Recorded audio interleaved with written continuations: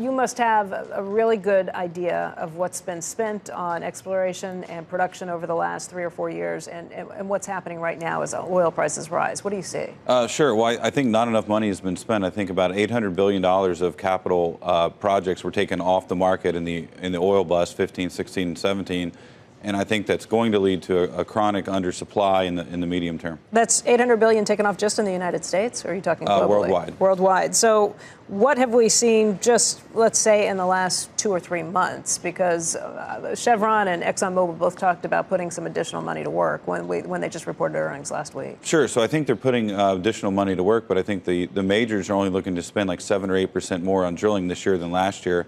And I frankly think that's not enough given the synchronized global growth and the geopolitical uncertainty surrounding the Middle East and that production.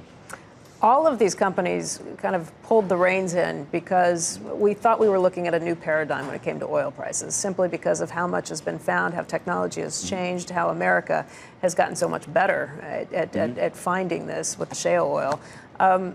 Is there any reason to think that that paradigm doesn't exist, that we were wrong in thinking that this time was different? Well, I think the paradigm does exist, and I think U.S. shale has changed the global oil markets. But I think the markets are focused too much on the surging U.S. oil production and the U.S. rig count. I think that's more or less going to be a trade-off for the production growth, for the demand growth that's going to happen this year, which is about 1.5 million barrels a day. I think the market is not looking enough at the falling production in Venezuela, the falling production in Angola, the long-term implications of the sanctions on Russia. I think mean that Russia's production is going to fall, and then if the Trump administration pulls out of the Iran deal, that could be 400,000 or 500,000 barrels a day taken off the market. So I think there's a lot of geopolitical uncertainty, and I think it's going to affect oil prices a lot in the next 18 months, much more so than it has in the past 3 or 4 years. When will demand start to taper long term?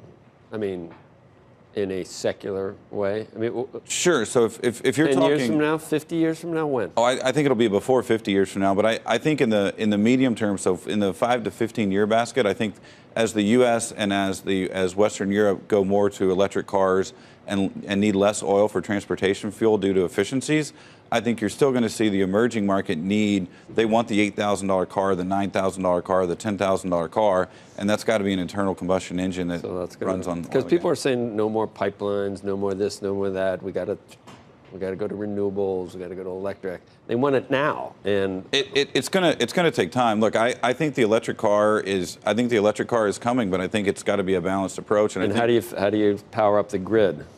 What do you power the grid with? Natural gas, I think, is a big solution there. It's still a hotter carbon. $70 oil is definitely better than $40 oil, but it's not over 100. Where do you see prices going for the remainder of the year, and how do you see companies adjusting? Some of the earnings forecasts, they were better, but they weren't as good as they could be.